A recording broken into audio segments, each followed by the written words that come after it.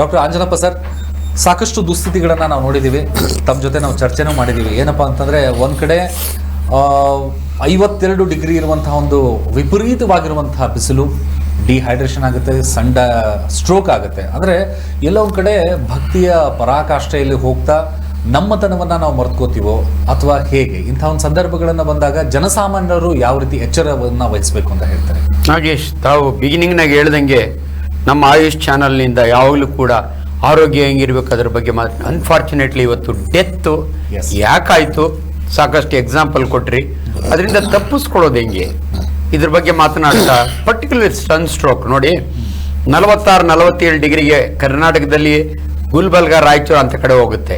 ಇಲ್ಲಿ ಸನ್ ಸ್ಟ್ರೋಕ್ ಅಂದರೆ ನೀವು ನಾರ್ತ್ ಇಂಡಿಯಾ ಮೋರ್ ದೆನ್ 50-56 ಆದರೆ ಸಿವಿಯರ್ ಡಿಹೈಡ್ರೇಷನ್ ಆಗಿ ಬ್ರೈನು ಕೆಲಸ ಮಾಡೋಕ್ಕಾಗೋದಿಲ್ಲ. ಅಂಡ್ ಇನ್ನೊಂದು ನಾ ಹೇಳ್ತೀನಿ, ನಮ್ಮ ದೇಹ ಒಂದು ಪರ್ಟಿಕ್ಯುಲರ್ ವೆದರ್ಗೆ ಅಕ್ಲಮಟೈಸೇಷನ್ ಅಂತೀವಿ. ನಮ್ಮ ದೇಹದಲ್ಲಿ 33 ಟ್ರಿಲಿಯನ್ ಸೆಲ್ಸ್ ಇರ್ತವೆ, ಅನೇಕ ಆರ್ಗನ್ಸ್ ಇದಾವೆ, ತನ್ನದೇ ಆದ ಅಟ್ಮಾಸ್ಫಿಯರ್ ಇರುತ್ತೆ, ಇಂಟರ್ನಲ್ ಮಿಲಿಯು ಅಂತೀವಿ ನಾವು. ಒಂದು ಲಿವರ್ ಚೆನ್ನಾಗಿರ್ಬೇಕಾದ್ರೆ ವಾಟ್ ಈಸ್ ಇಂಟರ್ನಲ್ ಮಿಲಿಯು, ಇದೆಲ್ಲ ನಮ್ಮ ಮೆಡಿಕಲ್ ಟರ್ಮಿನಾಲಜಿಗಳು. ಸೊ ಸಡನ್ ಒಬ್ಬ ಮನುಷ್ಯ 37-40 ಡಿಗ್ರಿ ಸೆಂಟಿಗ್ರೇಡ್ ಬದುಕ್ತಿದ್ದೋನು ಏಕ್ದಮ್ಮು 52 ಡಿಗ್ರಿ ಹೋದ್ರೆ ಡೆಫಿನೆಟ್ಲಿ ಸಿವಿಯರ್ ಚೇಂಜಸ್ ಆಗುತ್ತೆ ಬಾಡಿಯೊಳಗೆ. ಸೊ ಅದನ್ನ ಸನ್ ಸ್ಟ್ರೋಕ್ ಅಂತೀವಿ ನಾವು. ಈ ಎಕ್ಸ್ಟ್ರೀಮ್ ಕೋಲ್ಡ್ ಹೋದ್ರೆ ಫ್ರಾಸ್ಟ್ ಬೈಟ್ ಅಂತೀವಿ ನಾವು. ಎರಡೂ ಕೂಡ ನಮ್ಮ ಸೆಲ್ಗಳಿಗೆ ಒಂದು ಪರ್ಟಿಕ್ಯುಲರ್ ಟೆಂಪರೇಚರ್ ಬೇಕು. ಇಲ್ಲ ಅಂದ್ರೆ ಆ ಜಾಗದಾಗಿರೋರು ಹೆಂಗ್ ಬದುಕೋತಾರೆ ಅಂದ್ರೆ ಡೇ ಬೈ ಡೇ ಅದಕ್ಕೆ ಅಡ್ಜಸ್ಟ್ ಆಗಿರ್ತಾರೆ. ಆದ್ರೆ ಪ್ರತಿಯೊಬ್ಬರಿಗೂ ಹಂಗ. ಅದಕ್ಕೇನೆ ಮೌಂಟೇನಿಯರಿಂಗ್ ಹೋದಾಗೆ ಆಕ್ಸಿಜನ್ ಸ್ಯಾಚುರೇಷನ್ ಕಡಿಮೆ ಆಗ್ತಾ ಹೋಗುತ್ತೆ. ಅಂತ ಕಡೆ ಹೋಗ್ಬೇಕಾದ್ರೆ ಹೆಂಗೆ ಎಷ್ಟು ದಿನ ಡಿಫರೆಂಟ್ ಸ್ಟೇಷನ್ಸ್ನೊಳಗೆ ಟ್ರೈನಿಂಗ್ ತಗೋಬೇಕು, ಇದೆಲ್ಲ ಬಗ್ಗೆ ಅರಿವಿರಬೇಕು. ಅದಕ್ಕೆ ದಯವಿಟ್ಟು ಜನಗಳು, ನೀವು ಏಕ್ದಮ್ ಹೀರೋಯಿಸಮ್ ಮಾಡಕ್ಕೆ ಹೋಗಿ ನಾನು ಇದಕ್ಕೆ ಹೋಗ್ತೀನಿ 52 ಡಿಗ್ರಿ ಟೆಂಪರೇಚರ್ ಹೋಗ್ತೀನಿ ಅಥವಾ ತೀರಾ ಎಕ್ಸ್ಟ್ರೀಮ್ ಕೋಲ್ಡ್ಸ್ಗೆ ಹೋಗ್ತೀನಿ ಅಂದರೆ ದಟ್ ಈಸ್ ನಾಟ್ ಅಕ್ಸೆಪ್ಟೆಡ್. ನಿಮ್ಮ ಜೀವವನ್ನು ನೀವೇ ಎಲ್ಲೋ ಒಂಥರ ತೊಂದರೆಗೆ ಈಡ್ ಮಾಡ್ದಂಗೆ ಆಗುತ್ತೆ. ಹಾಗೆ ಮಾತಾಡೋಣ. ಜೊತೆಗೆ ಗುರುಜಿ, ಇದರಲ್ಲಿ ಒಂದು ಹತ್ರಾಸ್ ಒಂದು ಕಾಲ್ ತುಳಿತ ಅಂತ ಹೇಳಿ ನಾವು ಸಾಕಷ್ಟು ಬಾರಿ ಭಾರತೀಯರಲ್ಲಿ ದೇವಸ್ಥಾನಗಳ ಒಂದು ದರ್ಶನವನ್ನು ಮಾಡೋದಕ್ಕೆ ಹೋಗ್ಬೇಕಾದ್ರೆ ಅಥವಾ ಅಲ್ಲಿರುವಂತಹ ಗುರುಗಳ ದರ್ಶನವನ್ನು ಮಾಡಬೇಕಾದ್ರೆ ಭಕ್ತಿಯ ಪರಾಕಾಷ್ಠೆಯಲ್ಲಿ ನಾವು ಮುನ್ನುಗ್ಗಿ ಹೋಗ್ತಾ ಇರ್ತೀವಿ. ಇದು ಉತ್ತರ ಪ್ರದೇಶದಲ್ಲಿ ಇತ್ತೀಚೆಗೆ ಆಗಿರುವಂತಹ ಒಂದು ಘಟನೆ. ಅಲ್ಲಿರುವಂತಹ ಕೆಪಾಸಿಟಿ ಏನಂತಾರೆ, ಒಂದು 82,000 ಜನರಿಗೆ ಅವಕಾಶ ಇರುವಂತಹ ಒಂದು ವಿಶಾಲವಾಗಿರುವಂತಹ ಪ್ರದೇಶ. ಆದರೆ ವರದಿಗಳ ಪ್ರಕಾರ ಹೇಳ್ತಾರೆ 2.5 ಲಕ್ಷ ಜನ ಸೇರಿದ್ರು. ಅದರಲ್ಲಿ ಮುಖ್ಯವಾಗಿ ಬರುವಂಥ ಅಲ್ಲಿ ಇರುವಂತಹ ಗುರುವಿನ ಪಾದದ ಧೂಳನ್ನ, ಮಣ್ಣನ್ನ ತೆಗೆದುಕೊಳ್ಳೋಕೆ ಅಂತೇಳಿ ದರ್ಶನ ಮಾಡೋದಕ್ಕೆ ಅಂತ ಹೇಳಿ ಸಾಕಷ್ಟು ಜನರು ಪ್ರಾಣವನ್ನ ಕಳ್ಕೊಂಡ್ರು. ಇದು ಏನಂತೀರಾ? ಭಕ್ತಿಯ ಅತಿಯಾದಂಥ ಪರಾಕಾಷ್ಠನೋ ಅಥವಾ ತಮ್ಮ ಒಂದು ವಿಶ್ಲೇಷಣೆ ಏನು ಹೇಳ್ಬೋದು? ಭಾಳ ಒಂದು ಸತ್ತಿರ್ತಕ್ಕಂಥ ಎಲ್ಲ ಆತ್ಮಗಳಿಗೆ ಫಸ್ಟು ನಮನ ಒಂದು ಮಾಡೋಣ. ಯಾಕಂದರೆ ಎಲ್ಲ ಆತ್ಮನೂ ಶ್ರೇಷ್ಠ ಅಂತ ನಾವು ಶಾಸ್ತ್ರದಲ್ಲಿ ಹೇಳ್ತೀವಿ. ಮೊದಲನೇ ವಿಚಾರ ಏನು ಅಂತಂದರೆ, ಪ್ರತಿಯೊಬ್ಬ ವ್ಯಕ್ತಿ ಅವನ ಜೀವನ ಉತ್ತಮವಾಗಿರಬೇಕು ಅನ್ನೋ ಆಲೋಚನೆ ಇದ್ದೇ ಇರುತ್ತೆ. ಅದಕ್ಕೆ ಮೊದಲು ಆರೋಗ್ಯ, ಅದಕ್ಕೆ ಅಂಜನಪ್ಪ ಅವರು ಇದ್ದಾರೆ ಹೆಲ್ತ್ಗೆ. ಹಾಗೆ ಸ್ಪಿರಿಚುವಲ್ಗೂ ಒಂದಿರಬೇಕು, ಧ್ಯಾನ, ಸ್ಪಿರಿಚುಯಾಲಿಟಿ. ಹಾಗೆ ನಮ್ಮ ಮೈಂಡ್ ಕಾಮ್ ಆಗಿರಬೇಕು. ಆರೋಗ್ಯ ಅಂದರೆ ದೈಹಿಕ ಆರೋಗ್ಯ ಇರುತ್ತೆ, ಮಾನಸಿಕ ಆರೋಗ್ಯ ಅಂತ ಒಂದಿರ್ತದೆ. ಸೊ ಆ ಮಾನಸಿಕ ಆರೋಗ್ಯದಲ್ಲಿ ನಮಗೆ ಸಾಕಷ್ಟು ಜೀವನದಲ್ಲಿ ಏನೋ ಒಂದು ಸಾಧಿಸಬೇಕು. ನಮ್ಮ ಗಂಡ ಸರಿ ಇಲ್ಲ, ದುಡ್ಡು ಸರಿಯಾಗಿ ಸಂಪಾದನೆ ಮಾಡ್ತಾ ಇಲ್ಲ, ಅಥವಾ ಮಗ ಓದ್ತಾ ಇಲ್ಲ ಅಥವಾ ಮಾಡ್ತಾ ಇಲ್ಲ, ಎಲ್ಲೋ ಒಂದು ಕಡೆ ಅವ್ರಿಗೆ ಒಂದು ಮೂಢನಂಬಿಕೆ ಅಂತ ಹೇಳ್ಬೋದು. ಮೂಢನಂಬಿಕೆ ಫಸ್ಟ್, ನನ್ನ ನಂಬಿಕೆಗಿನ ಹೆಚ್ಚಾಗಿ ಮೂಢನಂಬಿಕೆ ಅಂತ ಹೇಳ್ತೀನಿ. ಮೂಢನಂಬಿಕೆಯಲ್ಲಿ ಏನಾಗುತ್ತೆ, ಒಂಥರ 1-to-1 ಸ್ಪ್ರೆಡಿಂಗ್ ಆಗುತ್ತೆ.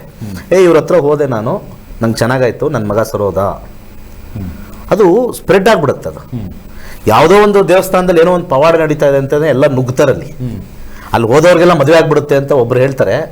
ಎಲ್ಲ ಒಂದಷ್ಟು ಜನ 10 ಜನ ಒಂದು ಗಾಡಿ ಮಾಡ್ಕೊಂಡು ಹೋಗೋದೆ ಅಲ್ಲಿಗೆ ಹೋಗಿ ಅಲ್ಲಿ ಏನೋ ಒಂದು ಕಾಣಿಕೆನೋ ಅರ್ಕೆನೇನೋ ಕೊಡ್ತಾರೆ. ಆ ರೀತಿ ಈ ಸೆಲ್ಫ್ ಪ್ರೊಕ್ಲೈಮ್ಡ್ ಗಾಡ್ ಮ್ಯಾನ್ ಅಂತ ಕರೀತಾರೆ. ಯಾಕಂದ್ರೆ ನಾವು ಜ್ಯೋತಿಷ್ಯ ಅಂತ ಹೇಳಿದ್ಮೇಲೆ ನಾವು ಹೈಯರ್ ಪ್ಲಾನೆಟರಿ ಪೊಸಿಷನ್ಸು, ಸೈನ್ಸ್ ಬಗ್ಗೆ ಮಾತಾಡ್ತೀವಿ. ಇಲ್ಲಿ ಏನಾಗ್ಬಿಡುತ್ತೆ, ಮೂಢನಂಬಿಕೆನ ಜಾಸ್ತಿ ಅಳವಡಿಸ್ಕೊಂಡ್ಬಿಡ್ತಾರೆ ಒಂದು. ಹಾಗೆ ಆ ವ್ಯಕ್ತಿಗಳದ್ದು ಒಂದು 2-3 ಇದು ನೋಡಿದೆ ಮಾತುಕತೆ. ಯಾವುದೇ ವಿಚಾರ ನೋಡಿದ್ರು ಕೂಡ ಅವರವರ ಸಮಸ್ಯೆ ವಿಚಾರದಲ್ಲಿ ಮಾತಾಡ್ತಾರೆ. ಅಲ್ಲಲ್ಲಿರ್ತಕ್ಕಂಥ ಸಮಸ್ಯೆ ವಿಚಾರದಲ್ಲಿ. ಈಗ ನೋಡಿ, ನಿಮ್ಮ ಹಸ್ಬೆಂಡ್ ಸರಿ ಇಲ್ಲ, ಅದಕ್ಕೆ ನನ್ನ ಶಕ್ತಿ ಇದೆ ಅಂತ ಹೇಳಿದ ತಕ್ಷಣ ಅವ್ರಿಗೆ ಏನೋ ಒಂಥರ ಮಾನಸಿಕವಾಗಿರ್ತಕ್ಕಂಥ ಒಂದು ಸಮಾಧಾನ ಸಿಗ್ತಕ್ಕಂಥದ್ದು. ನಿಮ್ಮ ಮಕ್ಕಳು ನಿಮ್ಮ ಮಾತು ಕೇಳ್ತಾ ಇಲ್ಲ, ಈ ರೀತಿ ನಾನು ಆಶೀರ್ವಾದ ಮಾಡಿದ್ರೆ ಸರೋಗುತ್ತೆ, ಅದೆಲ್ಲ ಮಾನಸಿಕ ಭರವಸೆ ಕೊಟ್ಟು ಅವ್ರಿಗೆ ನನ್ನಲ್ಲಿ ಶಕ್ತಿ ಇದೆ, ಇಲ್ಲಿ ನನ್ನ ಹತ್ರ ಬಂದರೆ ಆ ಶಕ್ತಿ ನಿಮಗೆ ದಾರೆ ಇರಿತೀನಿ ಅಂತ ಒಂದು ಪೊಳ್ಳು ಭರವಸೆಯಿಂದ ಏನಾಗುತ್ತೆ, ಜನಮರಳೋ ಜಾತ್ರೆ ಮರಳೋ ಆಗುತ್ತೆ. ಇಂಥ ಸಂದರ್ಭದಲ್ಲಿ ಒಬ್ರೊಬ್ರಿಗೆ ಮಾತು ನಾನು ಹೋದೆ ಸರೋಯ್ತು, ನಾನು ಈಗ ತುಂಬ ಜನ ಏನು ಮಾಡ್ತಾರೆ, ಸರೋಗಿಲ್ಲ ಅಂದ್ರೆ ಅಲ್ಲಿ ಹೋಗಿದ್ದು ಕಾರಣದಿಂದ ನಾನು ಚೆನ್ನಾಗಿದ್ದೀನಿ ಅವ್ರ ಆಶೀರ್ವಾದದಿಂದ ಅಂತ ಹೇಳ್ಬಿಡ್ತಾರೆ. ಯಾಕಂದರೆ ಇದೆಲ್ಲ ಫಿಯರ್ ಫ್ಯಾಕ್ಟರ್ ಅಷ್ಟೇ. ಈ ಫಿಯರ್ ಫ್ಯಾಕ್ಟ್ರಿಂದ ಏನಾಗುತ್ತೆ, ಎಲ್ಲ ಜನ ಮರಳೋ ಜಾತ್ರೆ ಮರಳು. ಇನ್ನೊಂದು ವಿಚಾರ ಹೇಳ್ತೀನಿ, ಯಾವುದೇ ಒಂದು ಕಾರ್ಯಕ್ರಮ ಅವ್ರ ಕಾರ್ಯಕ್ರಮ ನೋಡಿದ್ರೆ ಪಾಂಪ್ಲೆಟ್ ಹಂಚಿಲ್ಲ, ಒಂದು ಫೇಸ್ಬುಕ್ಕಲ್ಲಿ ಕರೆದಿಲ್ಲ, ಪ್ರಮೋಷನ್ ಹೌದು ಯಾವುದೂ ಇಲ್ಲ. ನಾನು ಚೆಕ್ ಮಾಡ್ತಾ ಇದ್ದೆ, ಒಂದು ಯೂಟ್ಯೂಬಲ್ಲಿ ಇಲ್ವಂತೆ, ಫೇಸ್ಬುಕ್ಕಲ್ಲಿ ಇಲ್ವಂತೆ, ಪ್ರಮೋಷನೇ ಇಲ್ಲ, ಆಕ್ಚುಲಿ ವಿಡಿಯೋಸ್ಗಳೇ ಸಿಗೋದಿಲ್ಲ, ವಿಡಿಯೋಸೇ ಸಿಗಲ್ಲಂತೆ.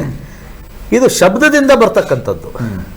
ಅಂದರೆ ಇವತ್ತು ನಾವು ಹಳ್ಳಿಲಿ ಇರ್ತಾ ಇದ್ವಿ, ಹಳ್ಳಿಲಿ ಇರಬೇಕಾದ್ರೆ ಒಂದು ದೇವಸ್ಥಾನ ಇರುತ್ತೆ, ಆ ದೇವಸ್ಥಾನದಲ್ಲಿ ಒಂದು ಮೈಕ್ ಹಾಕ್ಬಿಡ್ತಾರೆ, ಅಥವಾ ಏನೋ ಒಂದು ನಾದ ಬರುತ್ತೆ, ಅಲ್ಲಿ ಏನೋ ನಡೀತಾ ಇದೆ ಹೋಗೋಣ. ಇದೆಲ್ಲ ಸೌಂಡ್ ಎಫೆಕ್ಟ್, ಜನಗಳ ಸೌಂಡ್ ಎಫೆಕ್ಟ್. ಒಬ್ರೊಬ್ರಿಗೆ ಅಲ್ಲಿ ಯಾರೋ ಬರ್ತಾ ಇದ್ದಾರಂತೆ, ಯಾರೋ ಹೇಳಿದ್ರು ಯಾರೋ ಬರ್ತಾ ಇದ್ದಾರಂತೆ, ಅವ್ರು ದರ್ಶನ ಮಾಡಿದ್ರೆ ಸಾಕಂತೆ, ನಮಗೆಲ್ಲ ಇದು ಕಷ್ಟ ಹೋಗುತ್ತೆ. ಈ ಸಾಮಾನ್ಯ ಈ ಬಿಲೋ ಪಾವರ್ಟಿ ಲೈನ್ ಅಂತ ನಾವು ಏನು ಕರಿತೀವಿ, ಅವ್ರಿಗೆ ಮೇಲಕ್ಕೆ ನೆಕ್ಸ್ಟ್ ಲೆವೆಲ್ ಬರೋಕ್ಕೂ ಅಥವಾ ನೆಕ್ಸ್ಟ್ ಹೈ ಗ್ರೋ ಆಗೋಕ್ಕೂ ಸ್ವಲ್ಪ ಕಷ್ಟ. ಅವ್ರು ಯಾವಾಗಲೂ ಕೂಡ ಈ ರೀತಿಯಾಗಿರ್ತಕ್ಕಂಥ ಸುಲಭ ರೀತಿಯಿಂದ ಸಮಸ್ಯೆನ ಬಗೆಹರಿಸ್ಕೊಳ್ಳೋಕ್ಕೆ ಹುಡುಕ್ತಾ ಇರ್ತಾರೆ. ಓಕೆ ಅಂದರೆ ವಿಶೇಷವಾಗಿ ಏನಂತಂದರೆ ಒಂದು 80,000 ಫಾರ್ ಎಕ್ಸಾಂಪಲ್ ಈ ನಮ್ಮ ಸ್ಟುಡಿಯೋದಲ್ಲಿ ಕೆಪಾಸಿಟಿ ಇರೋದು ಒಂದು 100 ಜನ ನಾವು ಇದೀವಿ ಅಂತಂದರೆ ಇದರಲ್ಲೊಂದು 500 ಜನ ಬಂತಂದರೆ ಫಸ್ಟ್ ಸ್ಟಾರ್ಟ್ ಆಗೋದೇ ಸಫೋಕೇಶನ್ನು, ಉಸಿರಾಟದ ಸಮಸ್ಯೆ, ರೆಸ್ಪಿರೇಟರಿ ಸಮಸ್ಯೆಗಳು ಸ್ಟಾರ್ಟ್ ಆಗುತ್ತೆ. ಅಂದರೆ ಚಿಕ್ಕದಾಗಿರುವಂಥ ಒಂದು ಜಾಗದಲ್ಲಿ ಅತಿಯಾದಂಥ ಸಂಖ್ಯೆಗಳು ಸೇರಿಕೊಂಡಾಗ ಪ್ರಕೃತಿ ಯಾವ ರೀತಿ ಅಂದರೆ ಗಾಳಿ ಬರುವಂಥದ್ದು ಸಹಿತ ತನ್ನ ಕಂಟ್ರೋಲನ್ನು ಕಳ್ಕೊಂಡ್ಬಿಡುತ್ತೆ ಅಂತ ಹೇಳಿ. ಅಂದರೆ ಈ ವಿಷಯದಲ್ಲಿ ತಮ್ಮ ಒಂದು ಇನ್ಫಾರ್ಮೇಶನ್ ಏನು ಸರ್? ಇಲ್ಲ, ಇದು ಭಾಳ important. Oxygen is very very important. ಮನುಷ್ಯನಿಗೆ ಫಸ್ಟ್ ಫೇಲ್ಯೂರ್ ಆಗೋದಲ್ಲೇ ಉಸಿರಾಟ. ಅದು ಆಗಲಿಲ್ಲ, ಸರಿ ಆಗಲಿಲ್ಲ ಅಂದರೆ ಫಸ್ಟ್ ಎಫೆಕ್ಟ್ ಆಗೋದು ಹಾರ್ಟ್, ಕಾರ್ಡಿಯಾಕ್ ಅರೆಸ್ಟ್ ಹೋಗುತ್ತೆ. ಇವೆಲ್ಲ ಕನ್ಫ್ಯೂಷನ್ ಇವೆಲ್ಲ. ಸೊ ಅಂಥ ಜಾಗದಲ್ಲಿ ನಮಗೆ ಇದ್ರ ವಿಡಿಯೋ ಒಳಗಿರೋ ರಿಪೋರ್ಟ್ ಪ್ರಕಾರ ಎಲ್ಲೂ ಒಂದು ಜಾಗ ಬಿಟ್ಟರೆ ಬೇರೆ ಎಲ್ಲೂ ಜನ, ಗಾಳಿ ಬರಲಿಕ್ಕೂ ಜಾಗ ಇಲ್ಲ ಅನ್ನೋ ರೀತಿಯಲ್ಲಿ ಅಷ್ಟು ಜನ ಇದ್ದಾರೆ. 10,000 ಜನ ಒಂದು ಚಿಕ್ಕ ಟೆಂಟ್ನಲ್ಲಿ ಒಂದೇ ಒಂದು ಎಕ್ಸಿಟ್ಟು. ಸೊ ಯಾವಾಗ ಆಕ್ಸಿಜನ್ ಲೆವೆಲ್ ಕಡಿಮೆ ಆಯ್ತಲ್ಲ, ಅವ್ರಿಗೊಂಥರ ಗಾಬರಿ, ಏನೋ ಒಂಥರ ಉಸಿರಾಟ ಮಾಡ್ಲಿಕ್ಕೆ ಆಗುತ್ತೋ ಇಲ್ಲೋ ಅನ್ನೋ ಭಯದಲ್ಲಿ ಬಟ್ ಅವ್ರು ನುಗ್ಗಕ್ಕೆ ಶುರು ಮಾಡಿದಲ್ಲ. ಸೊ ಈ ಡೆತ್ತಿಗೆ ಒಂದು ಆಕ್ಸಿಜನ್ ಡಿಫಿಷಿಯನ್ಸಿ, ಎರಡನೇದು ಕಾಲು ತುಳಿತ, ಒಬ್ರಿಗೊಬ್ಬರು ಇದಾಗಿ ತುಳಿತದಿಂದ ಸತ್ತೋಗಿರ್ತಾರೆ. ಅಷ್ಟು ಡೆತ್ತಿಗೆ ಕಾರಣ ಆಕ್ಸಿಜನ್. ಒಂದು ಅಂಥ ಸಮಯದಲ್ಲಿ ಏನಾಗುತ್ತೆ, ಒಂದು ಸುದ್ದಿ ಇದಾದ್ರೆ ಅಥವಾ ಎಲ್ಲೋ ಬೆಂಕಿ ಹತ್ಕೊಂಡೈತೆ ಅಂದ್ರೆ ಅಥವಾ ಅಲ್ಲೇನೋ ಆಯ್ತು ಅಂದ್ರೆ ಮಾಸ್ ಹಿಸ್ಟರಿ ಎಲ್ಲ ಒಟ್ಟಿಗೆ ಓಡಕ್ಕೆ ಶುರು ಮಾಡ್ತಾರೆ. ಇಲ್ಲಿಗೆ ಡೆತ್ತಿಗೆ ಮೈನ್ ಕಾರಣ ತುಳಿತ. ಇದರಲ್ಲಿ ನಾವು ನೋಡೋದಾಯ್ತು ಅಂತಂದರೆ ಒಂದು ಕಡೆ ಓಕೆ ಭಕ್ತಿ, ಸಾಕಷ್ಟು ಜನ ಮಿತಿಮೀರಿ ಬಂದ್ಬಿಟ್ರು, ಓಕೆ ಎಲ್ಲೋ ಒಂದು ಕಡೆ ಇದನ್ನು ಸಾವಾಗಿರುವಂಥ ಒಂದು ಕುಟುಂಬದವರಿಗೆ ಒಂದು ಸಾಂತ್ವನ ಹೇಳೋದಾಗಲಿ, ಸ್ವತಃ ಅದೇ ಒಬ್ಬ ಗುರುಗಳು ಬಂದು ಅಲ್ಲಿ ಸಾಂತ್ವನ ಅವ್ರ ಕುಟುಂಬಕ್ಕೆ ಏನಾದರೂ ಹೇಳ್ಬೋದಿತ್ತು. ಸಮಸ್ಯೆ ಕಾಡ್ತಾ ಇರೋದೇನಂದರೆ ಅವರು ಯಾರ ಕೈಗೂ ಸಿಗ್ತಾ ಇಲ್ಲ. ಯಾಕಂದರೆ ಅವರ ಒಂದು ಪ್ರವೇಶಕ್ಕೆ ಹೋಗಬೇಕು ಅಂದರೆ ಫುಲ್ ಸೆಕ್ಯೂರಿಟಿ, ಕರೆಕ್ಟ್, ಬಿಳಿ ಬಟ್ಟೆಗಳನ್ನು ಹಾಕ್ಕೊಂಡು, ಬಿಳಿ ಕಾಂಪೌಂಡು, ಬಿಳಿ ಬಿಲ್ಡಿಂಗ್ ಎಲ್ಲವೂ ಸಹಿತ ವೈಟ್. ಆದರೆ ಒಬ್ಬರು ಒಳಗಡೆ ಹೋಗ್ಬೇಕಂದ್ರೂ ಸಹಿತ ಒಂದು ಸೊಳ್ಳೆನೂ ಸಹಿತ ಒಳಗಡೆ ಹೋಗೋದಕ್ಕಾಗಲ್ಲ ಅಂತ ಹೇಳ್ತಾರೆ. ಅಂದರೆ ಇದು ಎಲ್ಲೋ ಒಂದು ಕಡೆ ನಾವು ಸಾಕಷ್ಟು ಫಿಲಮ್ಸ್ಗಳಲ್ಲಿ ನೋಡಿರ್ತೀವಿ, ಒಬ್ಬ ಸ್ವಾಮಿಗಳನ್ನು ನಾವು ನೋಡ್ಬೇಕಾದ್ರೆ ಫುಲ್ ಟೈಟ್ ಸೆಕ್ಯೂರಿಟಿ, ಗನ್ ಇರುತ್ತೆ, ಬಾಡಿ ಗಾರ್ಡ್ಸ್ಗಳೆಲ್ಲ ಇರ್ತಾರೆ. ಅಂದರೆ ಇದೆಲ್ಲವೂ ಸಹಿತ ಈ ಕಲಿಯುಗದಲ್ಲಿ ಇಂಥ ಒಂದು ಬಾಬಾಗಳ ದರ್ಶನ ನಿಜವಾಗೂ ಸಹಿತ ಜನರು ಹೇಗೆ ನಂಬೋದಕ್ಕೆ ಸಾಧ್ಯ ಅಂತ. ಇದು first of all democratic country. ಇದು ನಾವು ಪೊಲಿಟಿಕಲ್ ಆಗಿ ನಾವು ಹೇಳೋದಕ್ಕಾಗಲ್ಲ. ಯಾಕಂದರೆ ಯಾರನ್ನ ಬೇಕಾದ್ರೂ ಮೀಟ್ ಮಾಡ್ಬೋದು. ಹಾಗೆ ಇದರಲ್ಲಿ ಏನು ಮಿಲಿಟ್ರಿ ರೂಲ್ ಇಲ್ಲ, ಯಾರನ್ನೂ ನೀವು ಮೀಟ್ ಮಾಡೋಂಗಿಲ್ಲ, ಅದು ಮಾಡೋಂಗಿಲ್ಲ. ಮತ್ತು ಹಾಗೆ ನಮ್ಮದೇ ಆಗಿರ್ತಕ್ಕಂಥ ಒಂದು ಸೆಕ್ಯೂರಿಟಿ ಇಟ್ಕೊಂಡ್ರೆ ಅದು ಅವರ ವೈಯಕ್ತಿಕ ಅಂತ ಬರುತ್ತೆ. ಹಾಗೆ ಇದು ಈ ಥರ ಮಾಡೋದ್ರಿಂದ ಸಾಮಾನ್ಯ ಇಲ್ಲಿ ನಮಗೆ ನಮ್ಮ ಭಾರತ ಇನ್ನೂ ಡೆವಲಪಿಂಗ್ ಕಂಟ್ರಿ. ನಾವು ಸೋಷಿಯೋ ಎಕನಾಮಿಕ್ ಕ್ಲಾಸಿಫಿಕೇಶನ್ ಮಾಡಿದ್ರೆ ಮೇಜರ್ ಚಂಕ್ ಇನ್ನೂ ನಮಗೆ ಲೇಬರ್ ಕ್ಲಾಸ್ ಅವರೇ ಸ್ವಲ್ಪ ಜಾಸ್ತಿ ಇದ್ದಾರೆ. ಲೇಬರ್ ಕ್ಲಾಸ್ ಅವರು, ಅಗ್ರಿಕಲ್ಚರ್ ಜಾಸ್ತಿ ಇದ್ದಾರೆ. ಈ ಕಾಸ್ಟ್ ಅಂತ ನಾವೇನು ಹೇಳ್ತೀವಿ, ಇವಾಗಿನ ಒಂದು ಹಣದುಬ್ಬರ ಅಂತ ಏನು ಹೇಳ್ತೀವಿ, ಅದನ್ನು ಫೈಟ್ ಮಾಡೋಕ್ಕೆ ಸ್ವಲ್ಪ ಕಷ್ಟ. ಸೊ ಆ ಫೈಟ್ ಮಾಡೋದ್ರಿಂದ ಅವರು ಬೇಸಿಕ್ ನೀಡ್ಸ್ ಅಲ್ಲದೆ ಸೊಫಿಸ್ಟಿಕೇಟೆಡ್ ನೀಡ್ಸ್ ತೊಗೋಬೇಕು. ಬೇಸಿಕ್ ನೀಡ್ಸ್ ಅಂದರೆ ಬರೀ ಊಟದ ಒಂದೇ ಅಲ್ಲ, ಎಜುಕೇಷನ್ ನೋಡ್ಕೋಬೇಕು, ಮಕ್ಕಳದು ಒಂದು ಮೊಬೈಲ್ ತೊಗೊಳ್ಬೇಕು, ಒಂದು ಸಣ್ಣ ಮನೆ ಕಟ್ಕೋಬೇಕು, ಒಂದು 2 ವೀಲರ್ ಗಾಡಿ ತೊಗೋಬೇಕು. ಇದೆಲ್ಲ ಕಾಂಪಿಟೇಷನ್ ಫೀಲ್ಡ್ ಆಗಿರೋದ್ರಿಂದ ಕೆಲ ಈ ರಿಸೋರ್ಸಸ್ನ ಸ್ಪ್ರೆಡ್ ಮಾಡೋದು ಕಷ್ಟ. ನಾವು ಹೇಳ್ತೀವಿ ರಿಸೋರ್ಸಸ್ ಅಂತಿದೆಯಲ್ಲ, ಅದು ಈಗಿರ್ತಕ್ಕಂಥ ಒಂದು ಕಾಲಮಾನದಲ್ಲಿ ಫೈಟ್ ಮಾಡಿ ತಗೋಬೇಕು. ಈಗ ನಾವು ಕೆಲಸ ಮಾಡಬೇಕು ಅಂತಂದರೆ ಅಲ್ಲಿ ಹೋಗಿ ಫೈಟ್ ಮಾಡಿ ನಾವು ಸಂಬಳ ತಗೊಳ್ತೀವಿ. ಕೆಲವರಿಗೆ ಆರ್ಥಿಕ ಪರಿಸ್ಥಿತಿಯಿಂದನೋ ಅಥವಾ ಎಜುಕೇಷ್ನಲ್ ವೀಕ್ನೆಸ್ಸಿಂದನೋ ಅಥವಾ ಇರ್ತಕ್ಕಂಥ ಸ್ಥಳದಲ್ಲಿ, ಈ ಮೂರು ಸ್ಥಳದಲ್ಲಿ ಏನಾಗ್ಬಿಡುತ್ತೆ, ಅವರಿಗೆ ಕಂಡೀಷನ್ಸ್ ತುಂಬ ಟೈಟ್ ಆಗಿಬಿಡುತ್ತೆ, ಗ್ರೋ ಆಗೋಕ್ಕಾಗಲ್ಲ. ಅಂಥ ಟೈಮಲ್ಲಿ ಅವರು ಸ್ವಲ್ಪ ಯಾರನ್ನಾದರೂ ಒಬ್ಬರು ದೇವಮಾನವನ್ನು ನೋಡೋಕ್ಕೆ ಇಷ್ಟಪಡ್ತಾರೆ. ಏನೋ ಮಿರಾಕಲ್ಸ್ಗೆ ಏನೋ ಹೋಗ್ತಾರೆ. ಅವಾಗಲೂ ಮಿರಾಕಲ್ಸ್ ಅಂತ ಕರೀತಾರೆ. ಏನೋ ಅದೃಷ್ಟ ಬರುತ್ತಾ ನನಗೆ ಅಂಥೇಳಿ. ಇವಾಗ ಕಾಲು ತುಳಿತದಲ್ಲಿ ಒಂದು ಸಣ್ಣ ಎಕ್ಸಾಂಪಲ್ ತುಂಬ ಜನ ಅನುಭವಿಸಿರ್ತಾರೆ ನನ್ನ ಪ್ರಕಾರ. ಸಾಮಾನ್ಯವಾಗಿ ದಕ್ಷಿಣ ಭಾರತದಲ್ಲಿ ತಿರುಪತಿಗೆ ಹೋಗಿರ್ತಾರಲ್ಲ, ಒಂದು 5 ಮಿನಿಟ್ಸ್ ರಶ್ ಆಗಿರುತ್ತೆ. ಅಲ್ಲಿ ಎಷ್ಟು ಮಕ್ಕಳು ಅಳ್ತಾ ಇರ್ತಾರೆ, ಅದೆಲ್ಲರೂ ಅನುಭವಿಸಿದ್ದೀವಿ ನಾವು. ತಿರುಪತಿ ದರ್ಶನ ಮಾಡಬೇಕಾದ್ರೆ ಅಲ್ಲೂ ಕೂಡ ಒಂದು ಯಾವುದೋ ಒಂದು ಕಾಂಪ್ಯಾಕ್ಟಲ್ಲಿ ಹಿಂಗೆ ಕಳಿಸ್ತಾರೆ, ತಳ್ತಾರೆ. ಇನ್ನೇನು ದೇವರ ದರ್ಶನ ಹತ್ರ ಬರೋಷ್ಟಕ್ಕಂತೂ ಎಲ್ಲ ನೂಕಿ ಪ್ರೆಸ್ ಮಾಡಿ, ಏನೋ ಅದೃಷ್ಟವಶಾತ್ ಅಲ್ಲೇನು ಇದುವರೆಗೂ ಆಗಿಲ್ಲ. ಬಟ್ ಅಲ್ಲೂ ಸಫಿಕೇಶನ್ ಡಾಕ್ಟರ್ ಹೇಳ್ದಂಗೆ ಆ ಜಾಗದಲ್ಲೂ ಆ ಥರ ಇದೆ. ಯಾಕಂದರೆ ಆ ರಶ್ಶು ನೋಡೋ ಇದು ಅಂತ ಅದು ಫ್ಯೂ ಸೆಕೆಂಡ್ಸ್ ಇರೋದ್ರಿಂದ ಸ್ವಲ್ಪ ನಮಗೆ ಈಸಿ ಆಗ್ತಾ ಇದೆ. ಎಷ್ಟೋ ಜನ ಕಾಲು ತುಳಿದಿರೋದು ಇರುತ್ತೆ, ತಳ್ಳೋದಿರುತ್ತೆ. ಬೇರೆ ಬೇರೆ ವಿಚಾರದಲ್ಲಿ ನಾವು ಅಲ್ಲೇ ನೋಡ್ಬೋದು, ಇಲ್ಲಿ ಅಂತಲ್ಲ. ಪ್ರತಿಯೊಬ್ಬ ಮನುಷ್ಯನು ತಿರುಪತಿಗೆ ಹೋಗಿರೋನು ಎಕ್ಸ್ಪೀರಿಯನ್ಸ್ ಮಾಡಿರ್ತಾರೆ.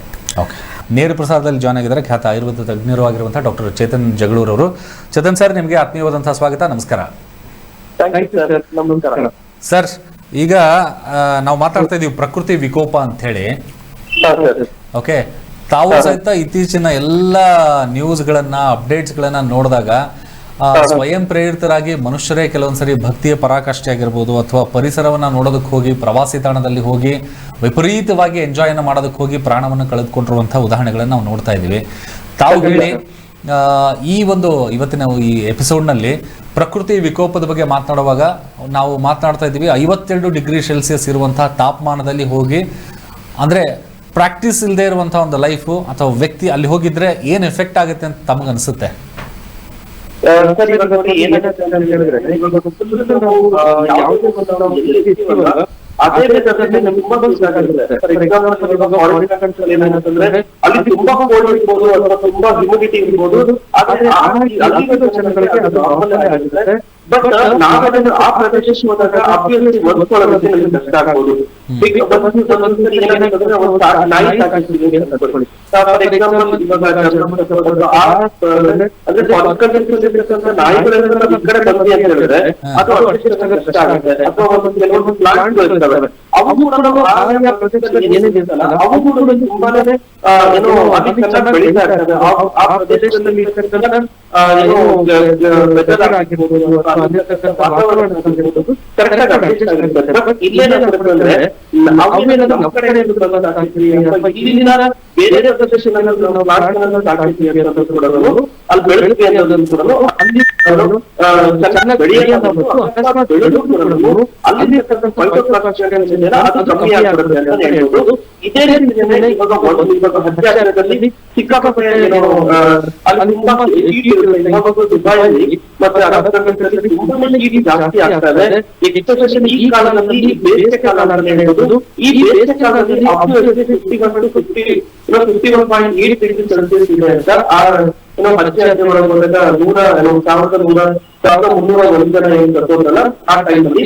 ಸೊ ಅವಾಗ ಏನಾಗುತ್ತೆ ಅಂತ ಹೇಳಿದ್ರೆ ಅಲ್ಲಿ ಹೀಟ್ ಸ್ಟ್ರೋಕ್ ಅಂತ ಆಗುತ್ತೆ ಅಥವಾ ಹೈಪೋಥರ್ಮಿಕ್ ಶಾಕ್ ಅಂತ ಹೇಳಿದ್ರೆ ನಮ್ಮ ದೇಹದಲ್ಲಿ ಯಾವಾಗ ಅಂದ್ರೆ ಹೊರಗಡೆ ವಾತಾವರಣದಲ್ಲಿ ಯಾವಾಗ ಹೀಟ್ ಜಾಸ್ತಿ ಆಗುತ್ತಲ್ಲ ಅವಾಗ ನಮ್ಮ ದೇಹದಲ್ಲಿ ಡಿಹೈಡ್ರೇಷನ್ ಸ್ಟಾರ್ಟ್ ಆಗುತ್ತೆ. ಯಾವಾಗ ಡಿಹೈಡ್ರೇಷನ್ ಸ್ಟಾರ್ಟ್ ಆಗುತ್ತೆ ಅವಾಗ ಕೆಲವೊಂದು ಅಂದ್ರೆ ನಮ್ಮಲ್ಲಿ ಕೆಲವೊಂದು ಆರ್ಗನ್ಗಳು ಅಲ್ಲಿ ಡೆತ್ ಆಗ್ತಾ ಬರ್ತಾ ಇರುತ್ತೆ. ಅದಕ್ಕೆ ಆರ್ಗನ್ ಫೇಲ್ಯೂರ್ ಅಂತ ಹೇಳ್ತೀವಿ. ಯಾವಾಗ ಆರ್ಗನ್ ಫೇಲ್ಯೂರ್ ಆಗುತ್ತಲ್ಲ ಅವಾಗ ಈ ರೀತಿ ಡೆತ್ ಆಗೋದು ಸರ್ವೇ ಸಾಮಾನ್ಯವಾಗುತ್ತೆ.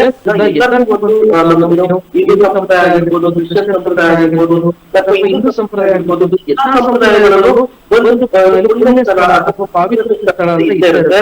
ಅದೇ ರೀತಿಯಲ್ಲಿ ಈ ಹತ್ಯಾಚಾರ ಕೂಡ ಹಿಂದೂ ಮುಸ್ಲಿಂ ಅನ್ನೋದಕ್ಕಿಂತ ಎಲ್ಲಾರು ಕೂಡ ಹೋಗಿ ಹೋಗ್ತಾ ಇರ್ತಾರೆ. ಅಂದ್ರೆ ಈ ಹತ್ಯಾಚಾರಕ್ಕೆ ಯಾವಾಗ ಈ ಹತ್ಯಾಚಾರಕ್ಕೆ ಹೋಗ್ಬಿಟ್ಟು ಜನಗಳು ಜಾಸ್ತಿ ಆಗುತ್ತಲ್ಲ ಅವಾಗ ಆಬ್ವಿಯಸ್ಲಿ ಏನಾಗುತ್ತೆ ಅಂತ ಹೇಳಿದ್ರೆ ಒಂದು ಜನಗಳ ಒತ್ತಡದಿಂದ ಏನೋ ಈ ಸಫೋಕೇಶನ್ ಆಗುತ್ತೆ. ಹಾಗೆ ಲೈನಲ್ಲಿ ರೀ ಮಾತಾಡೋಣ.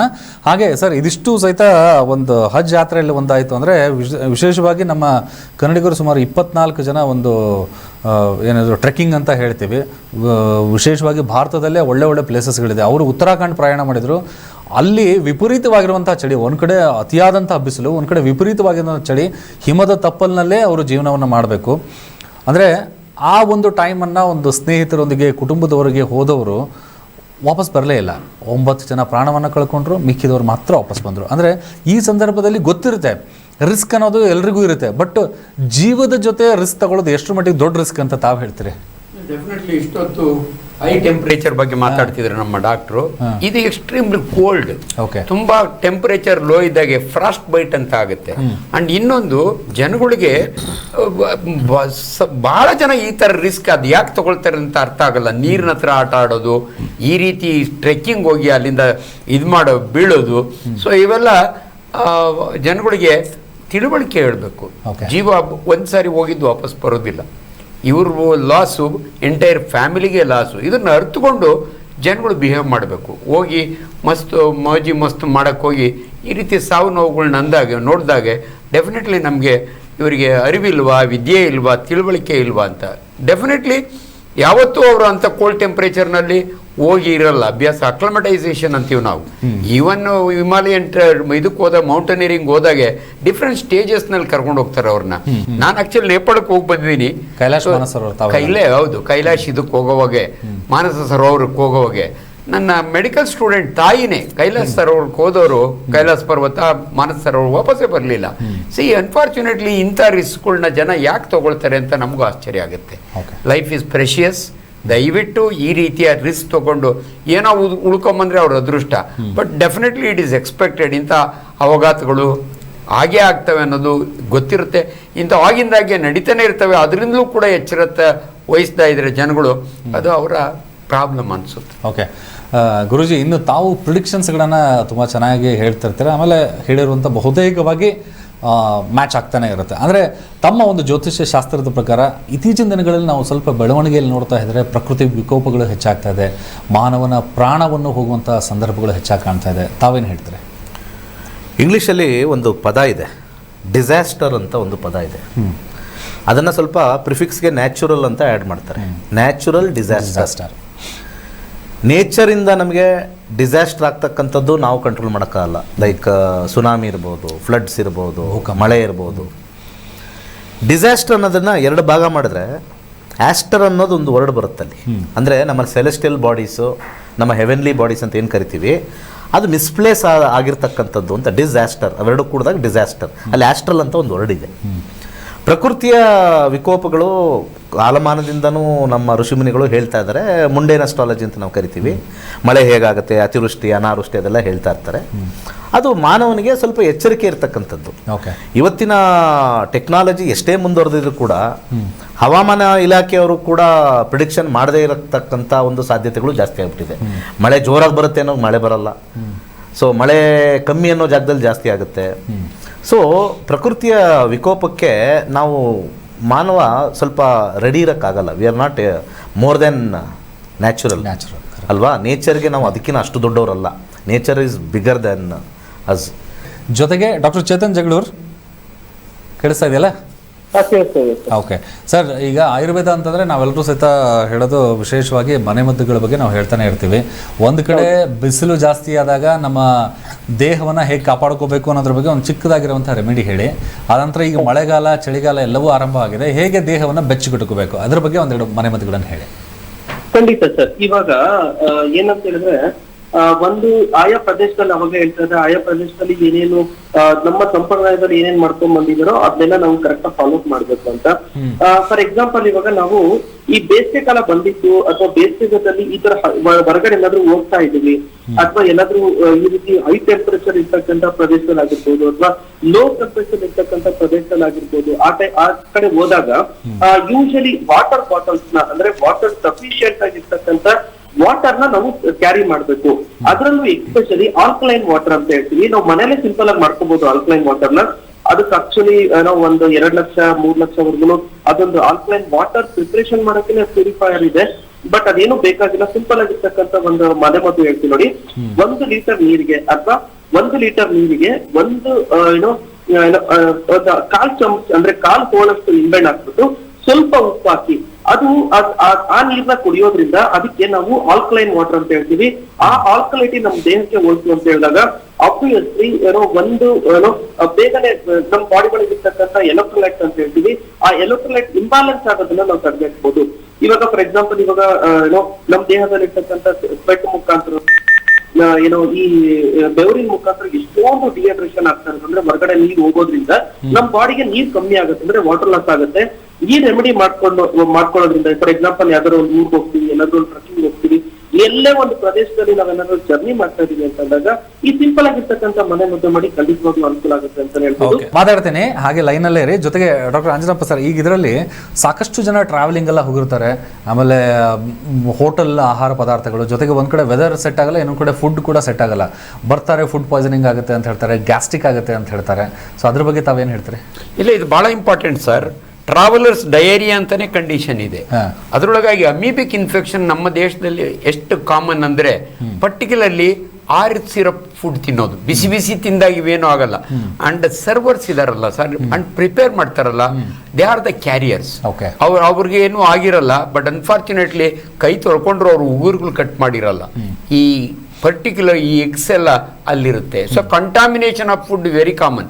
ಮೊದಲು ವಾಟರ್ ಆಗೋದು, ಲಕ್ಕಿಲಿ ಇವತ್ತು ಪೋರ್ಟಬಲ್ ವಾಟರ್ ಸಿಗ್ತಾ ಇದೆ. ದಯವಿಟ್ಟು ಹೊರಗಡೆ ಹೋಗುವಂಥವ್ರು, ಹೊರಗಡೆ ಊಟ ಮಾಡೋವಂಥವ್ರು ಆದಷ್ಟು ಬಿಸಿ ಊಟ. ಯಾಕಂದ್ರೆ ಬಿಸಿಯಲ್ಲಿ ಬ್ಯಾಕ್ಟೀರಿಯಾ ಅಂಡ್ ವೈರಸ್, ಯಾಕಂದ್ರೆ ನಮಗೆ ಓರಲ್ ಇದು ಫುಡ್ನಿಂದ ಬರುವಂಥ ಕಾಯಿಲೆಗಳಲ್ಲಿ ಅನೇಕ ಕಾಯಿಲೆ, ಟೈಫಾಯ್ಡ್ ಇರ್ಬೋದು, ಕಾಲರಾ ಆಗಿರ್ಬೋದು, ಈವನ್ ನಮ್ಮ ಜಾಂಡೀಸ್, ಹೆಪಟೈಟಿಸ್ ಎ, ಇವೆಲ್ಲ ಆ ರೀತಿಯಿಂದ ಬರೋದ್ರಿಂದ ನೀವು ಹೊರಗಡೆ ಹೋಗಿ ಬಂದಾಗೆ. ಆ್ಯಂಡ್ ತುಂಬ ಜನಕ್ಕೆ ನೀವು ನೋಡಿ, ನಮ್ಮ ಮನೆ ಊಟ ನಮಗೆ ಎಲ್ಲೋ ಒಂಥರ ಅಡ್ಜಸ್ಟ್, ನಾನು ಗ್ಯಾಸ್ಟ್ರೋಎಂಟ್ರಾಲಜಿಸ್ಟ್, ಬಟ್ ಹೊರಗಡೆ ಫುಡ್ ಡೆಫಿನೆಟ್ಲಿ ನಮ್ಮ ಸಿಸ್ಟಮ್ನೇ ಎಲ್ಲೋ ಏರುಪೇರು ಮಾಡ್ತದೆ. ಓಕೆ ಡಾಕ್ಟರ್ ಚೇತನ್ ಸರ್, ಈಗ ಹೇಳಿ, ಮಳೆಗಾಲ ಆರಂಭ ಆಗಿದೆ, ಒಂದು ಕಡೆ ಡೆಂಗ್ಯೂ ಕೂಡ ಜಾಸ್ತಿ ಆಗ್ತಾ ಇದೆ. ಈ ಒಂದು ಸಂದರ್ಭದಲ್ಲಿ ಒಂದಿಷ್ಟು ಮನೆಯ ಆಹಾರ ಪದ್ಧತಿಗಳು ಅಥವಾ ಮನೆ ಮದ್ದುಗಳನ್ನು ಮಾಡೋದಾಯ್ತು ಅಂದರೆ ಯಾವ ರೀತಿ ಚಿಕ್ಕದಾಗಿ ಒಂದಿಷ್ಟು ಮಾಹಿತಿಯನ್ನು ನೀಡ್ಬೋದಾ? ಖಂಡಿತ ಸರ್. ಇವಾಗ ನೋಡಿ, ಇವಾಗ ಈ ಮಳೆಗಾಲ ಸ್ಟಾರ್ಟ್ ಆದಾಗ ಆಬ್ವಿಯಸ್ಲಿ ಕರ್ನಾಟಕ ಗೌರ್ಮೆಂಟ್ ಅವರು ಎಲ್ಲರೂ ತುಂಬಾನೇ ಆಂದೋಲನಗಳನ್ನ ಮಾಡ್ತಾ ಇದ್ದಾರೆ. ತುಂಬಾ ಆಯುಷ್ ಟಿವಿಯಿಂದಲೂ ತುಂಬಾ ಎಷ್ಟೊಂದು ರೆಮಿಡೀಸ್ ಗಳನ್ನ ಹೇಳ್ತಾ ಇರ್ತೀವಲ್ವ. ಸೊ ಆ ತರ ಹೆಂಗೆ ಅಂತ ಹೇಳಿದ್ರೆ, ಎಲ್ಲಿ ನೀರ್ ನಿಂತ್ಕೊಳ್ಳುತ್ತೋ ಅಲ್ಲಿ ಈ ಸೊಳ್ಳೆಗಳು ಇರುತ್ತಲ್ಲ, ಸೊಳ್ಳೆಗಳು ಜಾಸ್ತಿ ಉತ್ಪತ್ತಿ ಆಗ್ತಾ ಇರುತ್ತೆ. ಹಂಗಾಗ್ಬಿಟ್ಟು ಆ ಸೊಳ್ಳೆಗಳನ್ನ ಕಂಟ್ರೋಲ್ ಮಾಡೋದಕ್ಕೆ ಏನೇನ್ ರೆಮಿಡಿ ಮಾಡ್ಬೇಕು ಅವನ್ನೆಲ್ಲ ಮಾಡಿ. ಇವಾಗ ಆಹಾರ ಪದ್ಧತಿ ಅಂತ ಬಂದಾಗ ಯಾವಾಗ್ಲೂ ಆಗಿರ್ಬೋದು ಬಿಸಿ ಬಿಸಿ ಇರ್ತಕ್ಕಂಥ ಆಹಾರ ತಗೋಬೇಕು. ಈ ತಂಗ್ಳನ್ನ ಪದಾರ್ಥಗಳಲ್ಲಿ ಎಷ್ಟೊಂದು ಮಿಸ್ಕನ್ಸೆಪ್ಷನ್ಸ್ ಇದೆ ಅಂತ ಹೇಳಿದ್ರೆ, ಅಲ್ಲೇನೋ ತಂಗ್ಳನ್ನ ತಿಂದ್ರೆ ಅದೇನೋ ಕೀಟೋ ಬ್ಯಾಕ್ಟೀರಿಯಾಸ್ ಏನೋ ಉತ್ಪತ್ತಿ ಆಗುತ್ತೆ, ಅದರಿಂದ ನಮ್ಗೆ ಬೆಟ್ಟ ಕರೆಕ್ಟ್ ಆಗುತ್ತೆ ಅಂತ ಏನೇನೋ ಹೇಳ್ತಾ ಇರ್ತಾರೆ. ಅದನ್ನೆಲ್ಲ ನಮ್ಮ ಹಳೆ ಕಾಲದಲ್ಲಿ ಏನ್ ಪದ್ಧತಿ ಇದೆ, ತಂಗ್ಳನ್ನ ತಿನ್ಬಾರ್ದು, ತಿಂದ್ರೆ ಗ್ಯಾಸ್ಟ್ರಿಕ್ ಆಗುತ್ತೆ ಅಂತ ಹೇಳ್ಬಿಟ್ಟು. ಸೊ ಈ ಮಳೆಗಾಲದಲ್ಲಿ ಆಬ್ವಿಯಸ್ಲಿ ವಾಟರ್ ಬಾರ್ನ್ ಡಿಸಾರ್ಡರ್ಸ್ ತುಂಬಾ ಜಾಸ್ತಿ ಇರುತ್ತೆ. ಹಂಗಾಗಿ ಈ ಕಾಲರಾ ಬರೋದು ಅಥವಾ ಈ ಟೈಫಾಯ್ಡ್ ಬರೋದು ಅದೆಲ್ಲ ಆಗ್ತಾ ಇರುತ್ತೆ. ಅದನ್ನ ಆದಷ್ಟು ಪ್ರಿವೆನ್ಷನ್ ಮಾಡ್ಕೊಳ್ಳೋದು ಒಳ್ಳೆಯದು. ಅದಕ್ಕೆ ನೀವು ಬಿಸಿ ಬಿಸಿ ಆಗಿರ್ತಕ್ಕಂಥ ಆಹಾರಗಳಾಗಿರ್ಬೋದು ಅಥವಾ ಫ್ರೆಶ್ ಆಗಿರ್ತಕ್ಕಂಥ ಫ್ರೂಟ್ಸ್, ವೆಜಿಟೇಬಲ್ಸ್ ಆಗಿರ್ಬೋದು, ಅವುಗಳನ್ನ ತಿನ್ನೋದ್ರಿಂದ ತುಂಬಾನೇ ಅನುಕೂಲ ಆಗುತ್ತೆ. ಇನ್ನೊಂದು ಅಂತ ಹೇಳಿದ್ರೆ, ಇವಾಗ ನೀರನ್ನ ಕುದಿಸಿ ಆರ್ಸಿರೋ ನೀರನ್ನ ಕುಡಿಬೇಕು.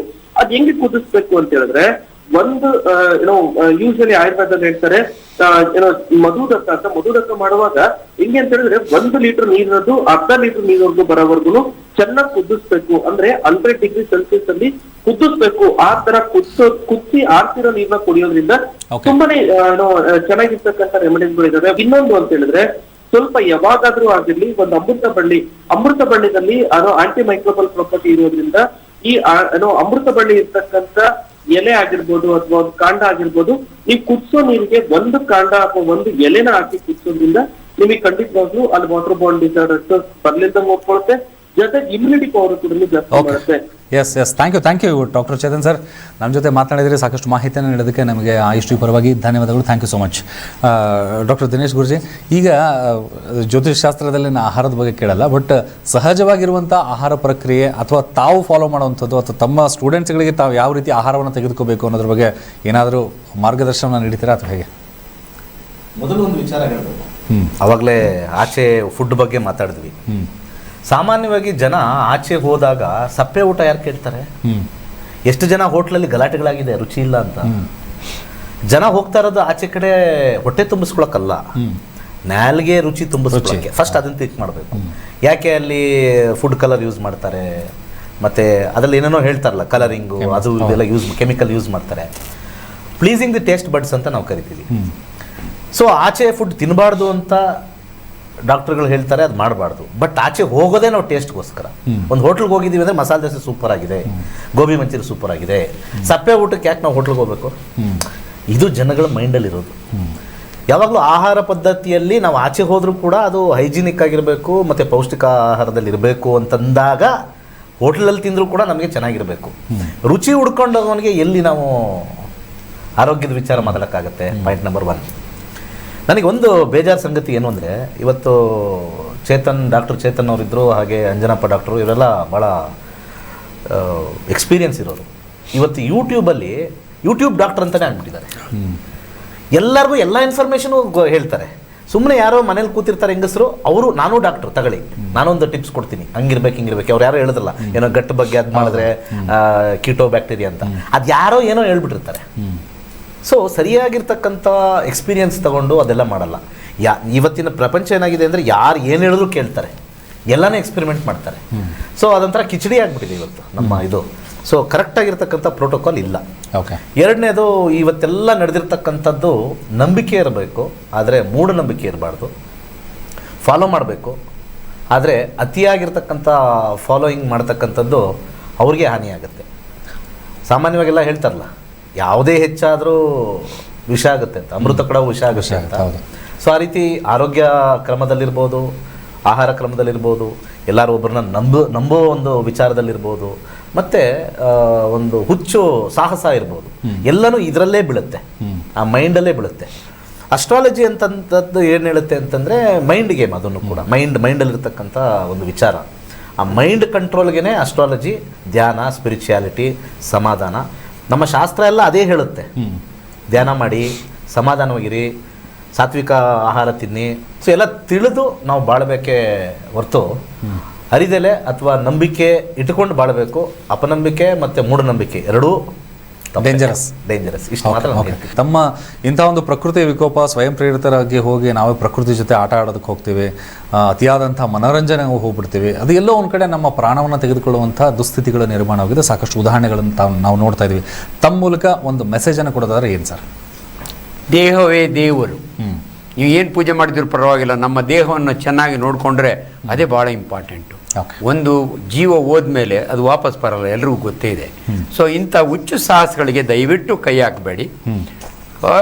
ಮನೋರಂಜನೆ ಇದ್ದೇ ಇರುತ್ತೆ. ಅಲ್ಲಿ ಎಲ್ಲ ಒಂದು 2 ದಿನ ನಿಂತ್ಕೊಂಡು ಸೆಲ್ಫಿ ತೊಗೋತೀನಿ, ಆ ಸೆಲ್ಫಿನ ನನ್ನ ಫ್ರೆಂಡ್ಸಿಗೆ ಕಳಿಸ್ತೀನಿ ಅಂತ ಹುಚ್ಚು ಸಾಹಸ ಮಾಡಿ ನೀರಲ್ಲಿ ಮುಳುಗೋಗಿ ಎಷ್ಟೊಂದು ಅಂಥವು ನೋಡಿದ್ದೀವಿ. ದಯವಿಟ್ಟು ಮನುಷ್ಯ ಬದುಕಬೇಕು, ಸಂತೋಷವಾಗಿರಬೇಕು, ಖುಷಿಯಿಂದ ಇರಬೇಕು, ತನ್ನ ಜವಾಬ್ದಾರಿ ಇರುತ್ತೆ ತನ್ನ ಫ್ಯಾಮಿಲಿಯಿಂದ ಅಂತ. ಸೊ ಆ ದೃಷ್ಟಿಯಲ್ಲಿ ಹೊರಗಡೆ ಹೋದಾಗ ಆಹಾರದ ಬಗ್ಗೆನೂ ಗಮನ ವಹಿಸಿ,